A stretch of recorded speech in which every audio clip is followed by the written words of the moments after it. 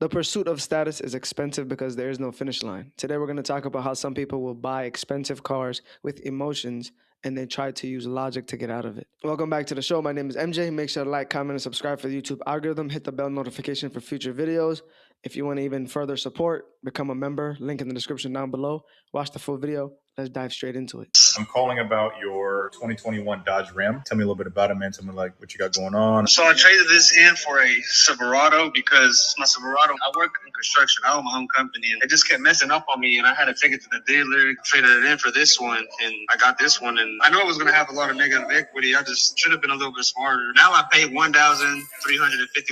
month for this truck. $1,351? Yes. And how much is your insurance? My insurance is like $300. So you're about $1,600 a month for this truck. Yes. I know you sent me a text. You said that you owe $68,000, almost $69,000 for the truck, man. Yes. All right. What's your credit score right now? 730. Oh, nice. Okay, perfect. And then do you have any money down? I actually don't, because like the thing is that it's not that I can't afford it. It's not nothing like that. Like it's just more like I want to see what my options are, you know. And how's your income? What do you make a week or a month? A month, I'll say about 7,000 to 10,000. It just depends how good the month is. All right, man. So as far as the vehicle, clean Carfax, it's got one owner, no accidents. You said it's got 62,000 miles. So what I can offer you for the truck is going to be right around like 37,900, maybe 38,000. I have to pick it up and all those other things. So if I offer you, let's just call it $38,000 and you owe 68,000, I'm just rounding it. I know you said 68, 69. So you have about $30,000 in negative equity. We got to have money down so I can put that towards another car. Or if you did want to sell it, you have to come up with a difference. Those are the only two options right now. Or you just keep riding it out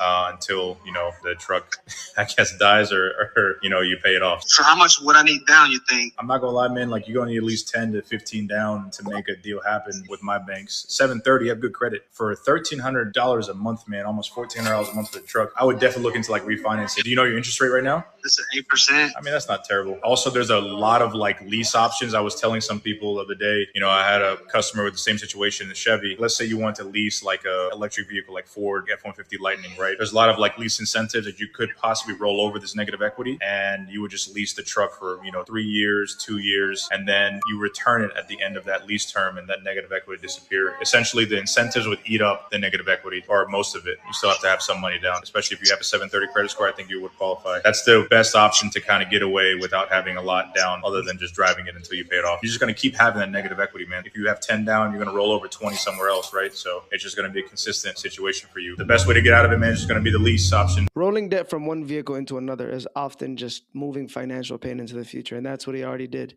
He already had a Chevy Silverado. He already knew he was going to be negative equity. He bought the Dodge Ram, and now he's literally underwater by $30,000. He makes good money. He makes $7,000 to $10,000 a month.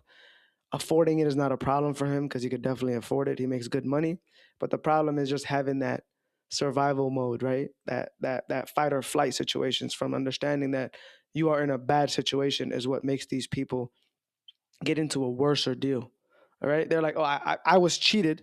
I cheated myself, so now I want to get out of this. But getting out of it, as you heard, is going to cost a lot of money to put down, like 10 to 15 down, like he said, when you could just keep that 10 to $15,000 down, pay this one off, and then just enjoy yourself and just keep working and just drive it like a normal car. But now you want to take it and get into a lease, put more money down. And the thing with these electric trucks that he mentioned is that nobody wants them. There's a reason why there's a lease incentive for it. And it's going to be a worser negative equity because these electric trucks have no demand. Trying to problem solve and try to do things out of fear is what gets people into bigger debt snowballs. Back to like most people purchasing cars with emotion and then trying to use logic to get out of it. This is it. Just keep the car. You're putting $10,000 to $15,000 down. Just keep that in the savings. Use that to pay the monthly payments, and then move forward. After you pay this one off, sell it, and then put a little bit more down to get a better truck that you're gonna keep for, I hope, until it falls off. So I don't know. It's just more decisions that are made with fear will cause situations like this. I mean, decisions that are made with no thought will end up like this, and decisions that are made with fear will get this negative equity into a bigger snowball. I'm about to give you a big mistake that people make when buying a car that leads to them having massive amounts of negative equity. My name's Chase and I negotiate car deals for a living. I help people out of negative equity all the time. So let's talk about one of the big reasons you end up with massive amounts of negative equity. And that is you finance your car for extended terms, 72, 84, even 96 months. You see this really great car that you like that's a little out of the budget to begin with, but then you see that low payment on extended terms. You think, man, that payment really looks good. I'll do good and I'll send in more than the minimum payment, which everybody says that. But guess what? You're not sending in more than the minimum payment. And keep this in mind. If you're buying a $40,000 car, you've got taxes, state fees, local fees, dealer fees, and you start out financing $46,000 on that $40,000 sale price.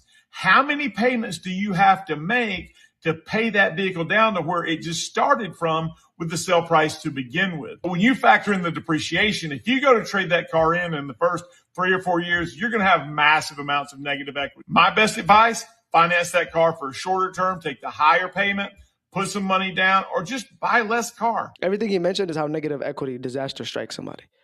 But before that, there's always a start to anything. And that was people are buying cars that are not just basic. They just want to buy cars to signal status and appearance to other people. And those cars usually are cars that are what deemed prestigious, flashy, and fancy.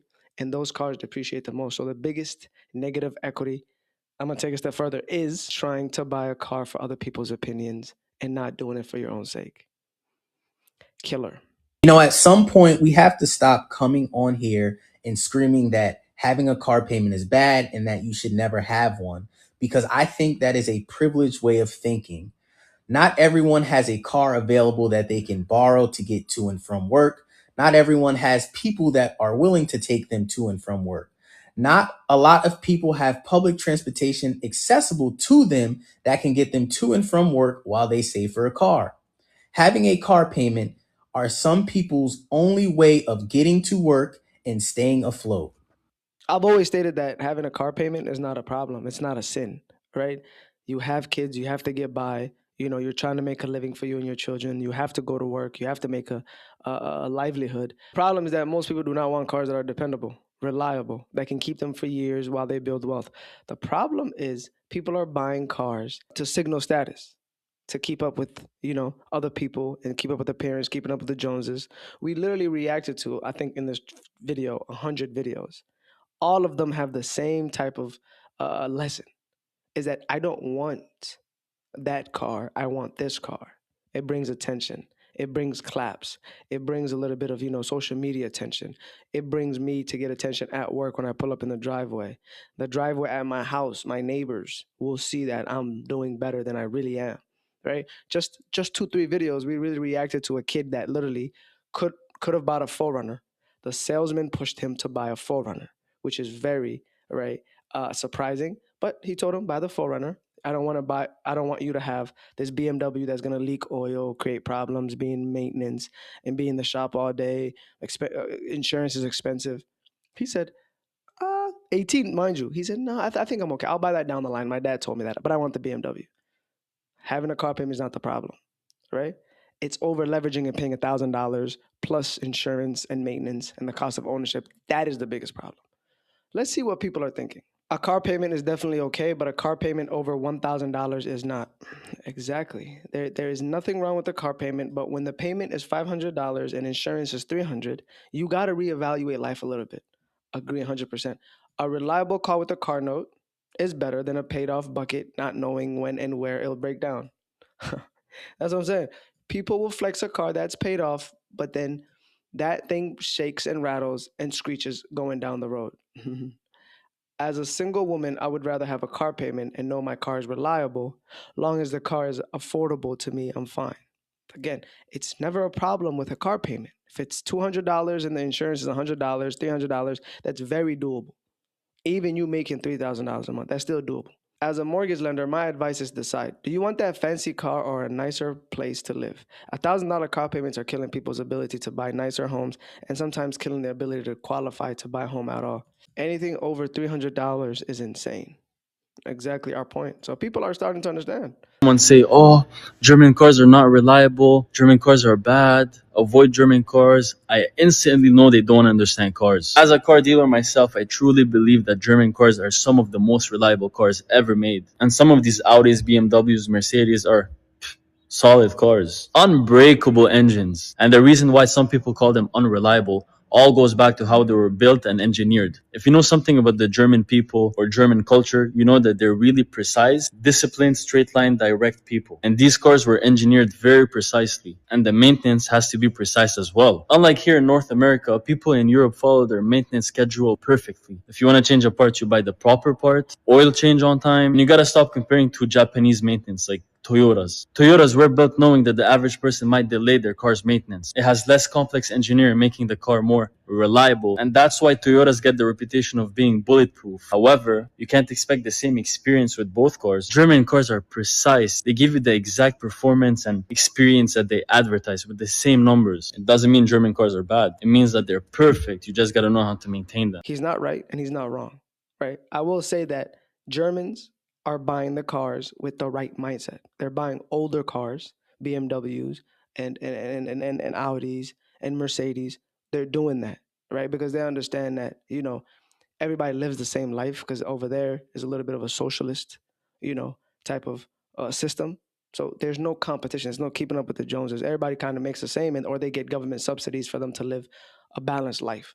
Compared to America, where it's a capitalistic country, and the German brand knows that Americans will be buying this as some sort of a prestige, right? So they've made the American cars, which are a little bit more newer, more complex. The engines are more complex. It needs more services. And if you're not keeping up with them because the car payment is already high, you can understand how you're going to wreck the car that you're in, right? So it just goes back to a different mindset. Germans think different than Americans. Americans think different than Germans. But those cars have complex engines. Most people will take shortcuts and take them to Jiffy Lube or 5 minute oil change places in that situation. But Toyota will always, and Hondas, or even some American cars, will do better for your pockets if you are looking to build wealth. Or you can buy the German car as an American if you have connections or friends with people that are certified that can help you do these things. Do not take that advice from a car salesman. I think the goods are drying up and he's not getting sales. So he had to bring it to TikTok to try to convince you guys to buy cars. And on top of that, buying a used German car, whether it's BMW, Mercedes, or Audi, not a good look because you don't know how the other person was taking care of the car or how they were driving it. The goal has to be to keep you in debt so they can remain in control. Because I went to a dealership to purchase a vehicle. Only thing I needed to do was test drive the vehicle. Told the sales rep that I was purchasing the vehicle in cash. The amount of times they tried to persuade me to run my credit is crazy. The way they kept coming in with different information to provide as to the reason why I should run my credit and finance the vehicle, the way they were willing to give extra incentives and knock down the out the door cost if I was to just run my credit and finance the vehicle, the bank has to be giving them a large kickback for people to finance these vehicles. Because I deliberately stated that I was paying cash multiple times. And it seemed like every time I said I was paying cash, they would come in with another tactic to get me to run my credit to the point that I had to walk out because I said what I said. I wanted to pay cash, not finance a vehicle. The goal is to keep you in debt because the bank has to be giving them a large kickback for them to let a sale walk out of the dealership. If you are going to buy a car, get into a credit union. And if you don't have it, get into one. It's very challenging because they want you to have a fair credit before you get into their bank. But once you get in, you're in the good position because they offer the lowest interest rate possible for a car loan compared to the bigger banks, right? So if you go to a dealership, number one, they're just going to run your credit crazy through different banks. And now you have inquiries, right, on your credit, which is going to bring it down by like 50 to 100 points. On top of that, what you get from that bank that they ran with is not what they will present you because you need to understand there's a buy rate and then there's a contract rate. So a buy rate is what that bank gave you what they will do is, the dealership is, they will come back and say, let's say the bank gave you 10%. They will come back and say, okay, well, they approved you for 60 months at 15. That 5% is the contract rate that the bank will give as some sort of a commission for giving them business. That's how it works. Buy rate, let's just say 10%, and then 5% for their kickback, the contract rate. That's how it works. And that's legal at the end of the day, because I think the max is 7%. They can't really pass 7%. So on a 10% you got from the bank, 17% is the max that they'll give you. And now you have to refinance that because it's a bad deal to begin with. So at the end of the day, yes, they do get kickbacks. So yes, they are in cahoots with each other. They're colluding at the end of the day because it's business to business. You are the middle person that signed the dotted line, and you have to deal with the blowback. They don't like cash cars because they can't make that kickback from the buy rate to the contract rate. Banks are making money through loans. That's number one. They make money through interest. At the end of the day, they're going to get their money back. At the end of the day, they have basically an ironclad system to rob the consumers, and there's no protection against this because at the end of the day, the politicians are paid by the banks. So it's a sad life. And if you don't think and question things, that's what happens. Even if you do default on the loan, right?